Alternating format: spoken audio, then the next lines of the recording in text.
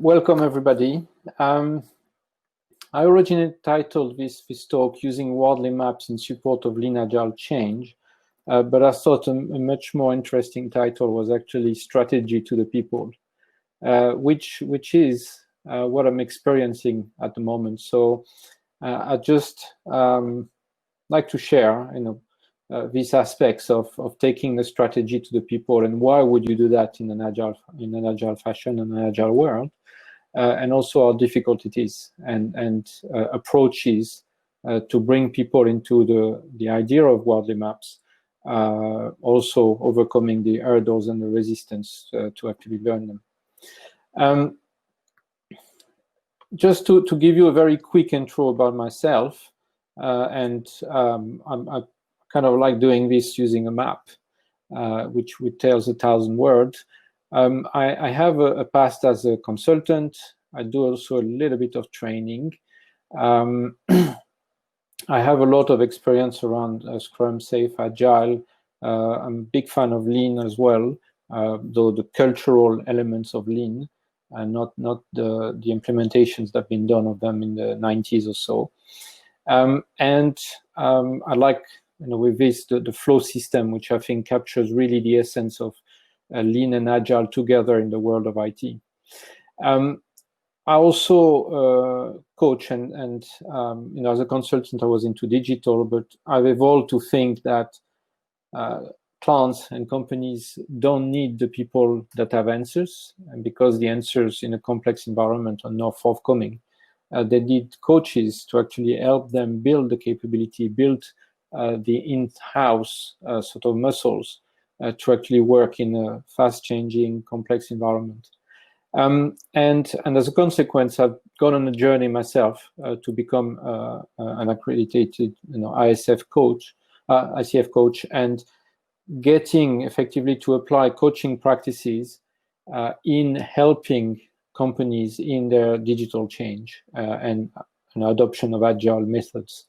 And I work, with teams around digital leadership. I work with leaders as well for that.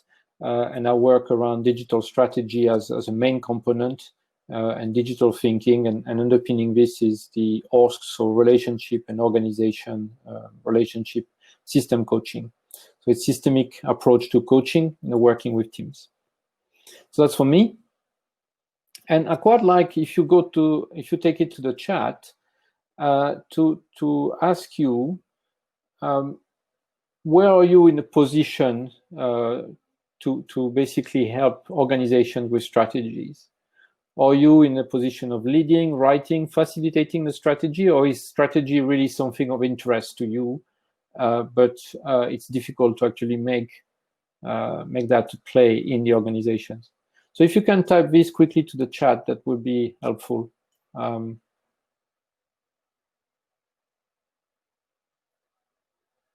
So facilitating an organizational executive consultant. Thank you, Corey.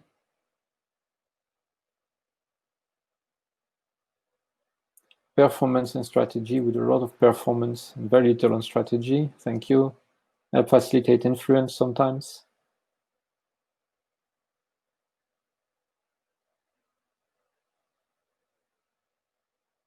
Any others? So I like what I'm reading here, because I'm also seeing the same thing. Our agenda shift. I love agenda shift. The conversation needed, support transformation. So we're all in roles where we are able to facilitate, help, and so on. But sometimes I find myself in a situation where it's difficult to actually get the buy-in and of the higher level to actually follow those things. And trying to get the whole system, the whole leadership team and the teams themselves to actually move together on the strategy is also very difficult. And indeed, sometimes, we do very little of strategy in a sense. And, some of you have already answered that, but what type of strategy are you working with? Is it more the sort of new business ventures, new avenues? Is it around the product backlog prioritization and those type of decisions? Is it, change of practices, like adopting agile and the change of how people do this, or DevOps? Is it actually technical strategy and roadmap, or is it overall business strategy and effectively all the above applying? So new product services, local government, delivery of services, reducing budget and increasing demand. Thank you. All the above. Thank you, Alan. Technical and product, overall business. Thank you. So we got a range. Thank you for that. When I worked with teams, and at the moment I'm applying a lot of this with a large bank, as well as a couple of startups, I realized that people don't really have the time for strategy. When we call about strategy, or sometimes it's budget and planning, really. It's not strictly strategy. Also, operations are so bad, in their ability to execute, that strategy doesn't fundamentally matter. They're just trying to get things done. And you could question, whether to try that, they should actually follow a strategic approach. And often also people think that strategy is for bosses, it's not for them. But what we're realizing as we are changing things, and that kind of surprised me, to be honest. I was really always wanting to get people involved in the strategy, but it's catching up quicker than I thought at the moment. And I struggled to push it initially, but now it's catching up very quickly. Teams autonomy means that the teams need to make the right decisions. People want, they want to do, the leadership and so on want more team autonomy. But fundamentally, you get team autonomy if the teams are making good decisions. If they don't, the autonomy will be very quickly removed from them. Somebody will come and say, you got to do that. And you start losing at that point. So what means team autonomy is you need to create a strategic context for the people to make the right decisions. And flattening the hierarchies definitely brings the strategy to the people. And you need to get the people involved with that. What I'm finding, as also a basic principle is businesses are about inventing the future of the business as a need, getting new clients, make money, save on cost. And there's this sort of commodity range that is very important in business, because that's where the larger business generally operate.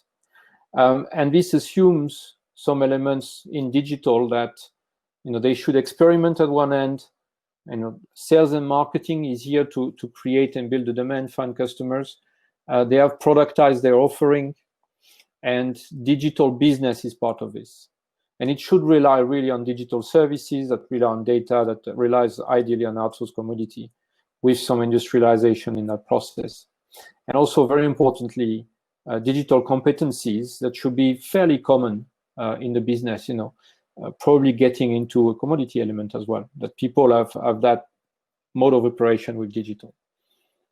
And what the reality tends to be is that a large part of the digital value chain is actually on the other hand. This hasn't really evolved that much. What we have is digital competencies in senior leaders that are very much sort of completely emergent. Digital services, or they're doing it. They have a website, they have mobile channels and so on, but they're not really integrated to the core. The outsourcing of commodities, they outsource sometimes key elements, but not necessarily from a commodity standpoint. And the data is very often custom into the monoliths they got.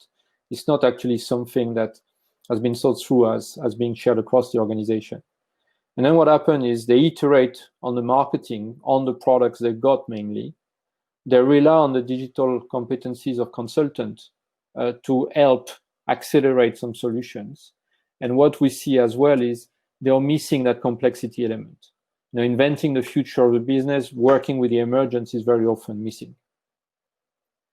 So in this, we embark on wholesale sort of digital agile change. And a lot also is dependent on the DevOps and engineering underneath. And you could say, well, we didn't need MAP to figure that out. Most businesses have a digital execution challenge. They have a lack of digital competencies and trying to play catch up. Did we need MAP? Not really to find that out. And a lot of companies are trying to do something about it. But do they do it right is quite the question. And at the moment, I'm also finding that the time for people to learn new ways is very limited. In the teams, if you have 10% of their time, it's a luxury. It's more like 5%. And the execs have even less time. And into that time, they need to have a change of practice around DevOps, change of practices around Agile, and so on already. So there is a lot of competition to bring strategy into that play. Yet, with flatter hierarchies and autonomy, people need to be connected to the strategy. There is no two ways. And strategy is actually a way to align people. And discussing the strategy is a way to get people to contribute something. And when you contribute something, you know it much better. So it is actually a very helpful, bringing people into the strategy is a very helpful way to bring alignment across the business, as well as getting a better execution because people have the context. What I'm finding out, however, is if you want to involve people, maps do blow their mind completely. And the first rule about maps is not talking about maps in a way. That said, I'm finding out as well that strategy cycle, doctrine, landscape movement, power value chain, and creating the coherence are all very important. And all the strategic frameworks applies, but you don't necessarily need to teach people a strategy framework to do that. One pattern I've observed into the traditional way of working is people go from problem to, oh, this is the solution. And that solution is at the point of least possible knowledge.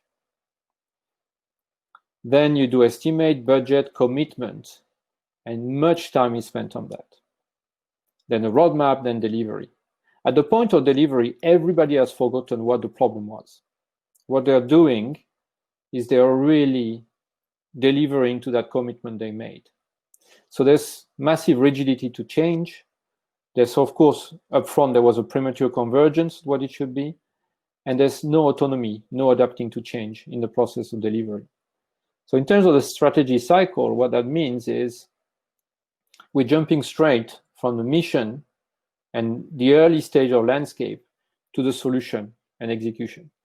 We're missing completely the situational awareness. And bringing the strategy cycle by stealth is actually getting people more involved into understanding their situational awareness.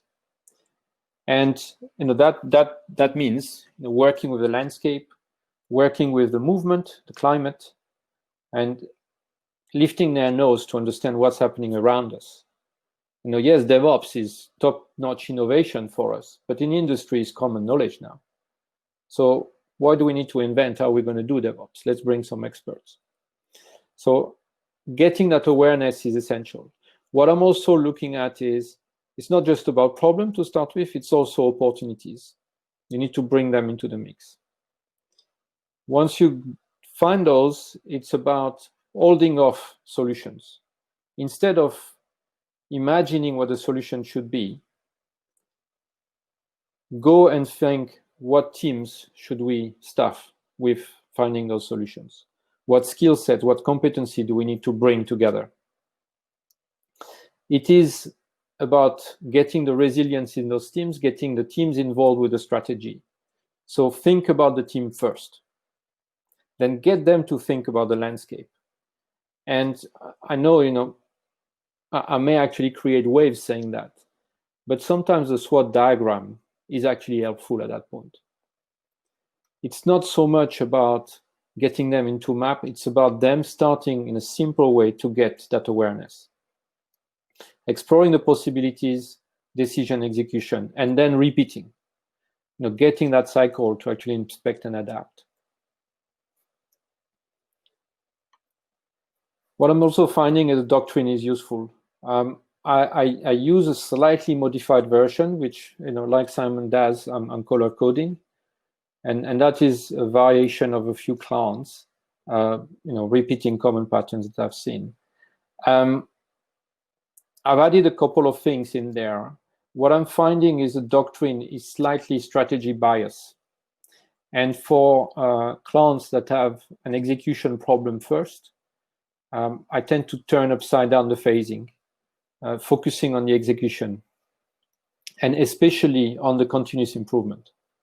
So getting the culture of being able to improve, getting the ability to do small changes. And those small changes starting from the teams. So the teams start creating their own work. And before getting to the top level of strategy, what I'm thinking is, how can they regain the ability to actually do the smallest of the change, the things that will make their job easier, the thing that will accelerate and then simplify the architecture. Very often what happens is that there is no headroom for that. They identify certain things, they push it to the planning process to decide what they should be working on. And the loop is so long that things get forgotten. And the culture, more importantly, is not a culture of autonomy, it's a culture of somebody else makes a decision for me. And as a consequence, what they do is they put all the systemic things in there, and they're all problems that can be solved. And for those problems, because bigger constraints around the enterprise maybe, and those problems, they are actually workarounds that could be easily implemented. But because they only see the bigger problem, because they are not able to find those quick things that they can do autonomously or allowed to deploy them, they will actually focus on the bigger problem, and the problems will still be here. So that culture and that bias for action, for me, is also bringing the continuous improvement first and getting the doctrine oriented more around favoring the continuous improvement, regaining that sort of culture into the team, getting the teams to drive their own destiny, and then evolving them into higher level thinking around strategy. Doctrine can also be drastically simplified. You know, if it's too hard for people to make sense of the larger doctrine grid, you can also say, what do we want less of? What behaviors are we observing? What anti-patterns are we observing that actually are not the stuff we want? What do we want more of? What are the desired behavior? And then what needs to happen? And the what needs to happen is really in terms of coevolution of practices. You know, you need the practices, you need the competencies to be able to work at the practices and the standards. You need to understand the constraints and how you remove those small constraints, and you need the leadership to evolve. And that should be done one increment at a time. If you work very hard on one thing, what happens is all the others put it back into place. And that's what we're seeing with Agile. You know, everybody does Agile sprints and so on, but they're not really working Agile because the rest is not actually progressing. And it's important to look at progressing those things into small increments. And strategy to the people, most people will be able to follow, you know, to write that down. What are we observing that is less desirable? What are desired behaviors? What do we need to do? How can we do small increments about that? Everybody's able to do that. The teams know where the problems are. And the point as well is to check in regularly. So once we find that out, once we decide, yes, we need to do that, there's this concept of checking in. How are we doing with this? We said we would do this. Are we actually doing it? Can we do more with that? And getting the team to continuously look after themselves. As a team, how are they doing?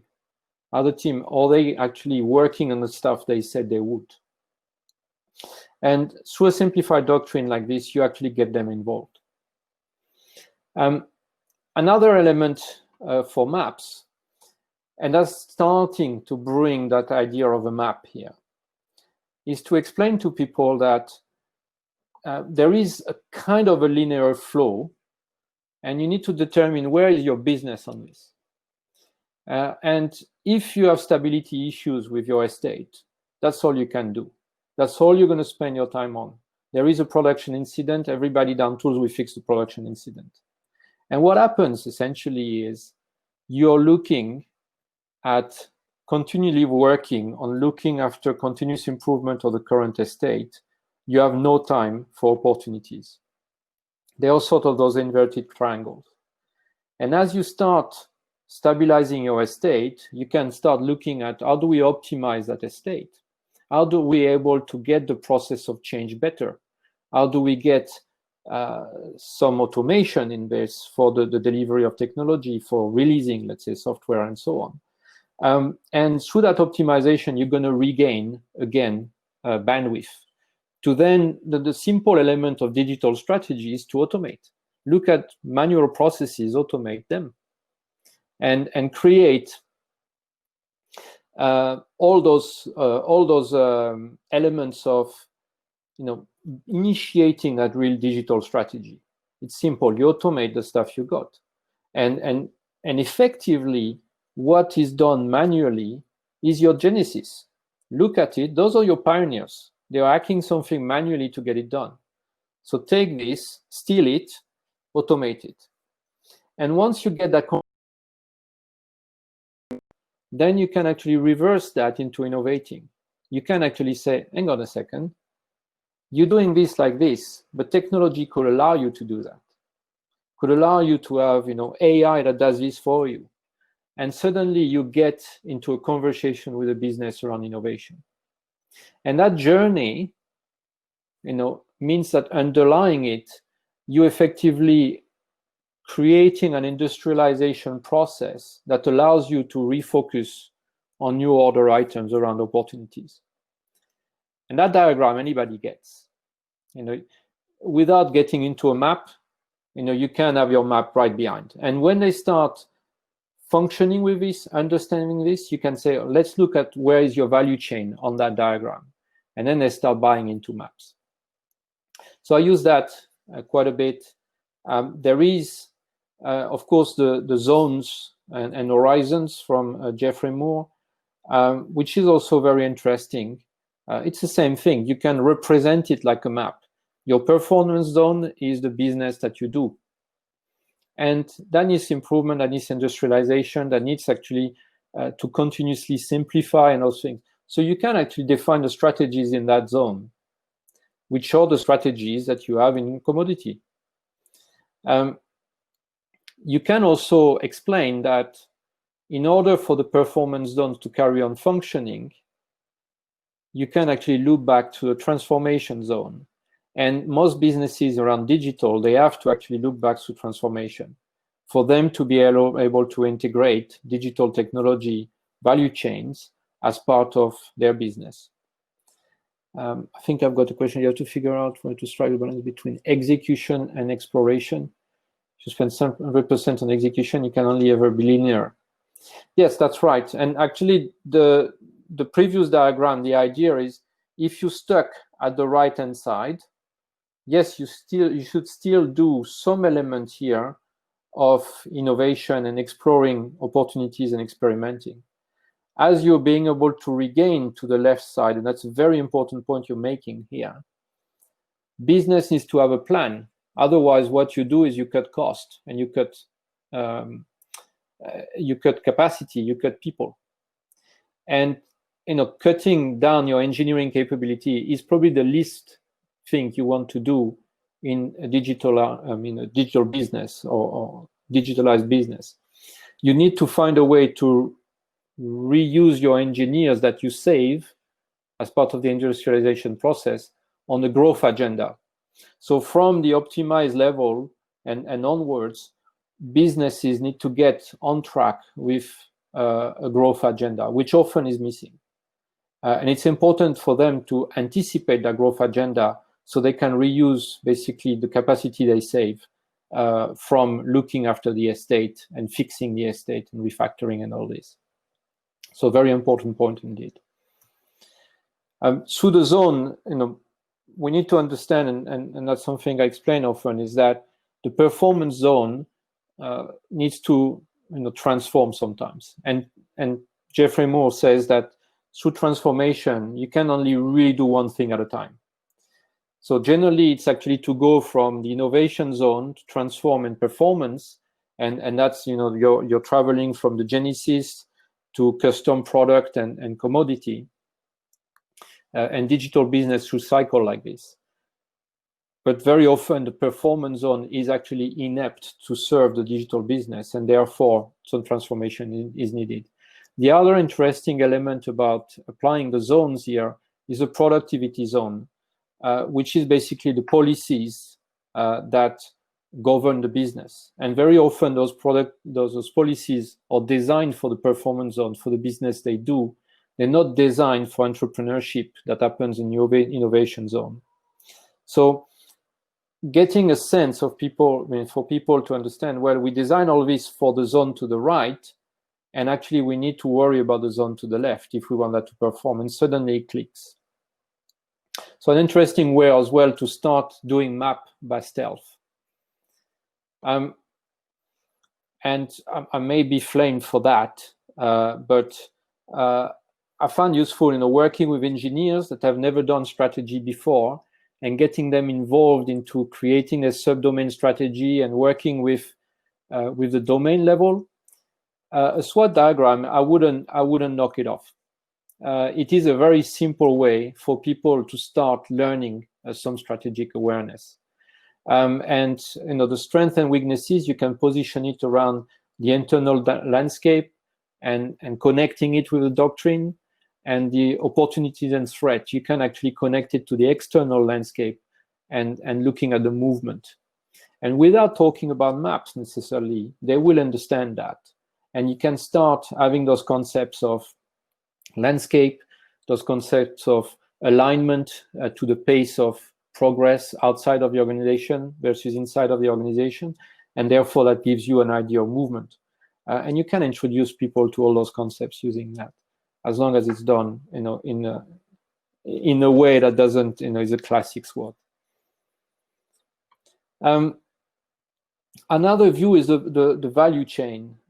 Without going all the way to a map, value chains are really powerful, I found. And I use this to basically define value streams. So in here, and the idea here is, you know, you have several users, they have needs. So are you going to organize by needs, or are you going to organize by users? And typically in lean terms, you would organize by users. But if actually all the users have a slight variation on the same needs, then maybe you're actually aligning through needs. And that's actually what we found out. And then you can look at structuring your value chains around, you know, what are the operations? What are the UIs? What are the workflows? What are the services? What is the data? And then you start looking at duplication in there. And once you're done with that, you can put it in the map. But the power of the value chain itself, you know, is fantastic in terms of very, very quickly getting an idea of the landscape of the flow of the work and the components, how they're all connected together, which supports a value stream organization much faster than if you were doing a value stream mapping, way faster. You can identify duplication easily. You can look at simplifying. You can look at the connection between things, and how can you abstract between those layers? And how can you apply governance from that? So, you know, the value chain is probably something that is seen as just an intermediary steps to doing a map. But I'm finding out that it is actually super useful in itself. And sometimes you don't need to go all the way to a map. The value chain is actually already giving you so much to work with. And the way we've done it is we had about 4-meter board where we mapped the entire sort of business. And it's funny how people will stop to look at this and try and take it all in, which was a fantastic advertising for what we were doing. So, you know, I would recommend definitely using value chains and giving it more importance. And lastly, it is something that I feel is sort of missing from the maps. And it is, you know, the sort of strategy deployment and execution. And for that, I tend to use the X matrix.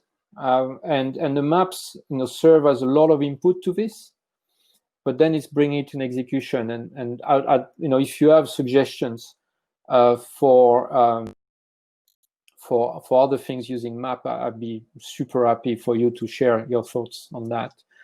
And the way the X matrix is used, and that's the version that Carl Scotland has done, that he calls a taste matrix.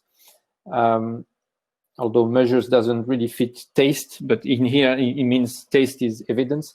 So what you have is a true north, where you define where you want to go, the aspiration supporting this true north, and then you look at the strategies that will support and deploy really those aspirations.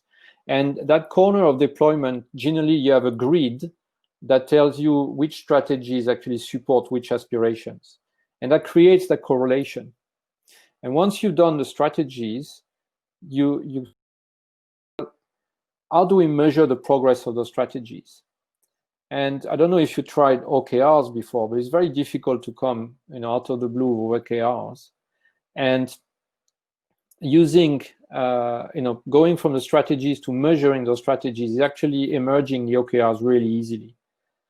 And from that, you can sort of relate back those measures that gives you a sort of dashboard around the progress of your aspirations. And very importantly, this is outcome driven. It is not delivery just driven. And then you can evolve to the tactics is what are we going to do in the short range, whatever your range of short range planning cycle execution is. And you look at what are we going to do on those strategies. And what are we going to do on the strategies is actually creating increments of progress on the outcomes. It's very useful to actually allow to extract from we're measuring progress by measuring delivery execution. So have we delivered that or not? You're bringing really everybody on board with that is the outcome we're trying to achieve. And it's not done until we actually get the customers to do that and we see the dial changing, or we learn something as to why it wouldn't that way and we need to find another way. And we're trying to work more that way, but what happens very often is the outcomes get at a layer in the business, and then it cascades off to what we need to deliver for those outcomes, and everybody loses sight of that. What is very important is bring everybody on board. They have one-page document where everything is on it, and what they're working on as a tactic, they can relate it back to the measure, how it's going to be measured for success, what strategies it is attached to, and what aspiration it is delivering. So it's a very great tool, this, for aligning people and confirming your strategies and socializing the strategy. I'm going to look quickly into the chat, more details on this portion. So please ask questions. I'm going to keep a few minutes for the questions at the end, and we can discuss that. Agenda shift, again, has done a lot of work. Mike has done a lot of work with Carl in the past, so they're very much aligned to this X matrix. And actually, in the agenda shift workshop, using the taste matrix is an option for the deployment. My talk on situation awareness. Glad we think alike. So I'll continue and finish up.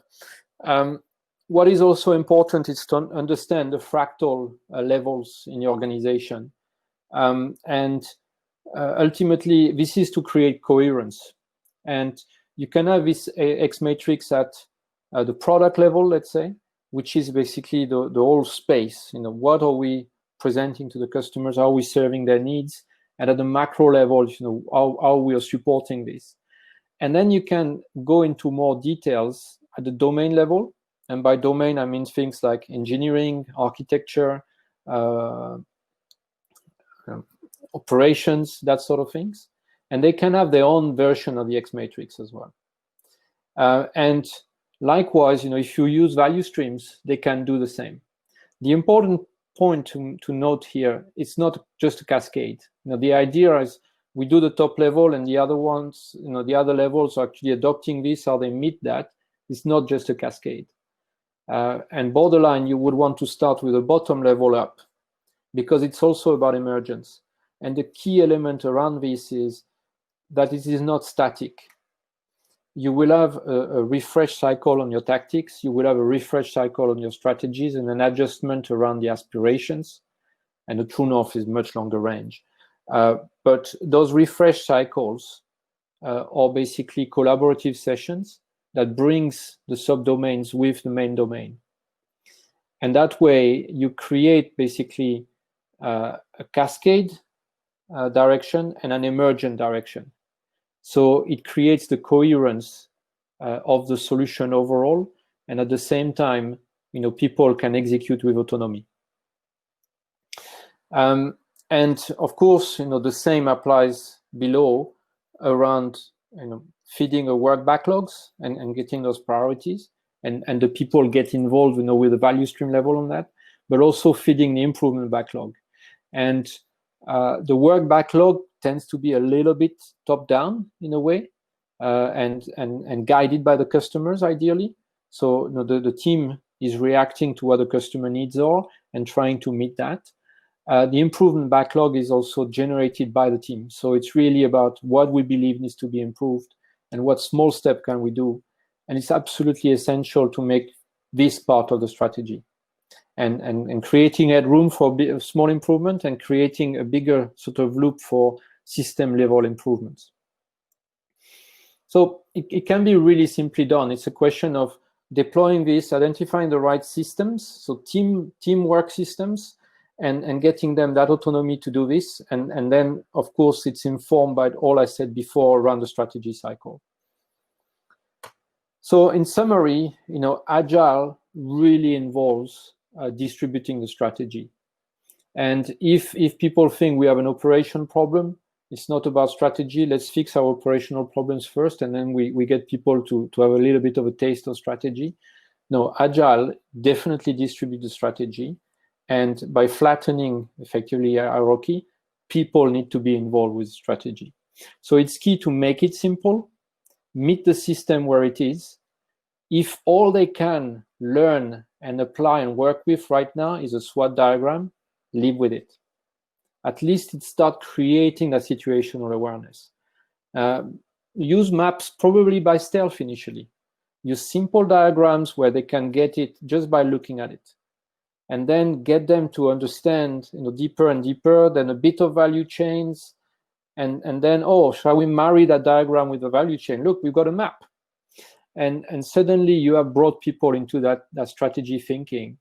And you have also linked into execution ways, which is where most problems are. So strategy to the people. Thank you very much. And I look for the chat for questions. I think we have another 5-10 minutes.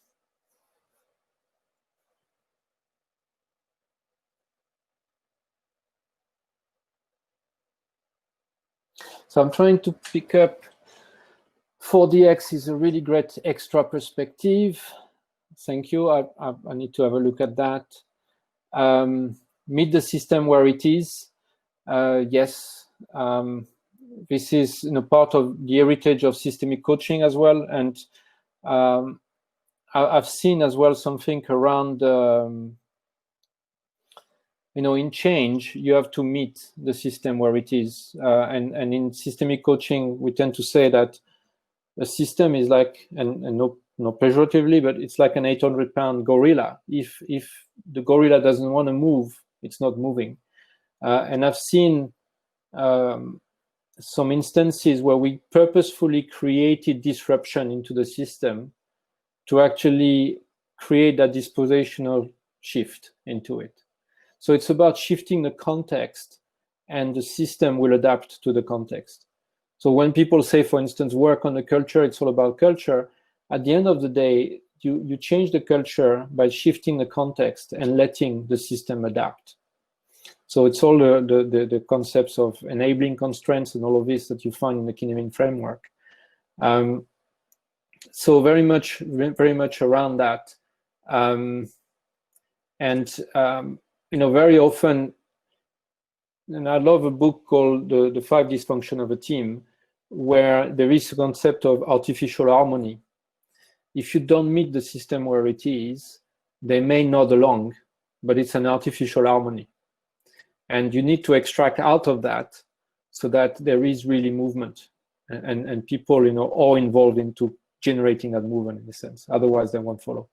So again, mid-weighties define their own agreement to progress and make it step at a time. And if a system is slow, well, that's as fast as it's going to go. So then the question is, how can we make it go faster and put it to the system?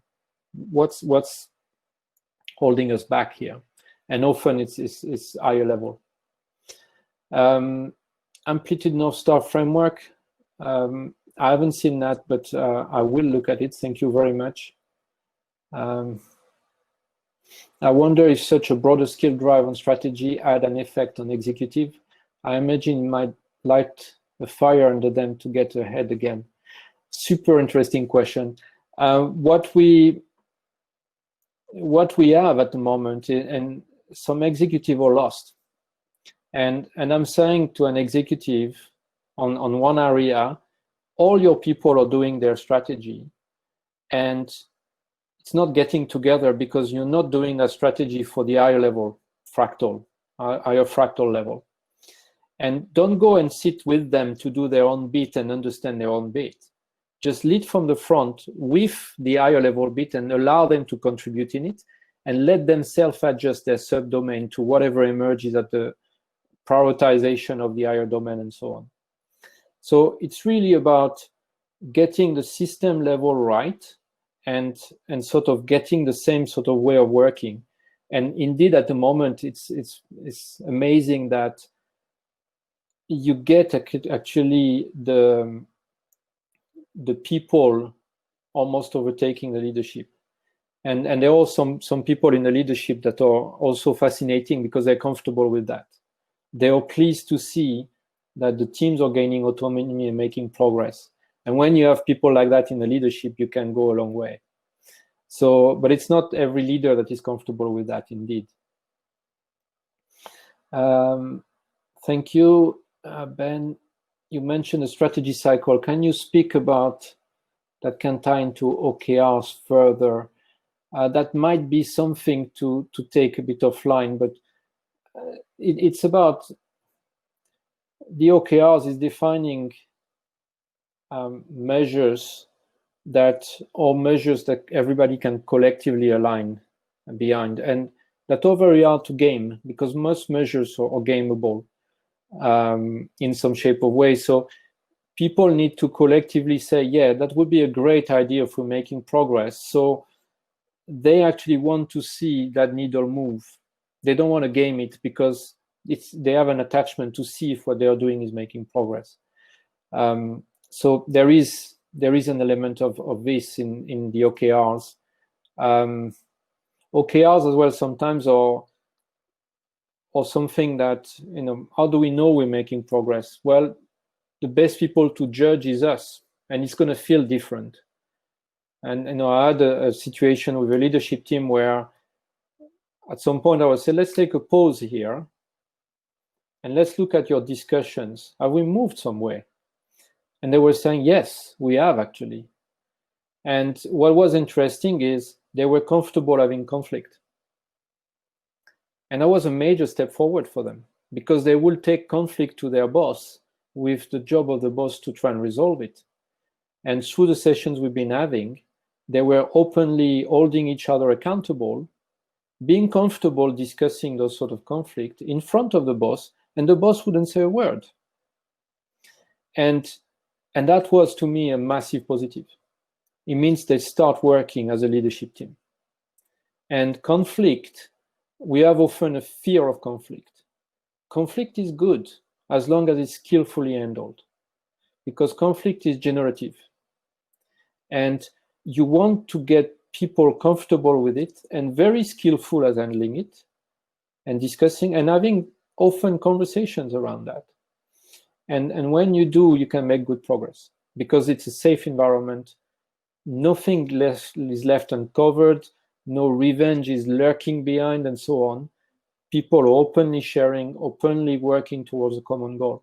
And it's important to do that. And you never do enough of it. And again, strategy can create alignment for that. strategy is an alignment tool. You know, sometimes we think, oh, we're going to do alignment coaching as a team, or they're aligned and so on. And then we're going to, you know, the executives are going to do strategy over there. No, use strategy as an alignment tool. You know, something like the X matrix or a bit of those diagrams, situational awareness. How are we doing? How is our doctrine? So you follow the strategy cycle in a very simple, simplified term, like I was explaining, and then you go about deploying it and get people alignment. And it's fantastic alignment tool strategy. And leadership also pushes back. System protects themselves. Well, yes, but it happens sometimes. But you know, it's the paradox of we want change, but we're not changing. There is a simple question sometimes: is you want change, and it's actually working through them with a paradox. So are you enabled and embodying the change yourself as a leadership team? And you leave the silence for a while. You have other elements like around the leadership team is, you know, working with the emergent signals. So what are the people thinking? Doing some sense making is a great thing as well, because nothing, you know, the truth doesn't hide. I think the viable system model has also this interesting thing about the monitoring element is you bypass one layer of management. So basically people have a view of a sense of what's happening on you know, 2 levels below, and that avoids painting the grass green in a sense. So you can do things like this. Gamba is an obvious representation of that. You know, by going on the shop floor, that's where the reality happens. How do you organize that into digital? Is having basically war rooms and visualization of the work. So that's it. Thank you very much, everybody. I think we're on time, and on to the next session. You're welcome to connect with me on LinkedIn. Actually, if I put that on LinkedIn or Twitter or by email if you want as well. I'm more than happy to share further thoughts with any of you. Thank you very much.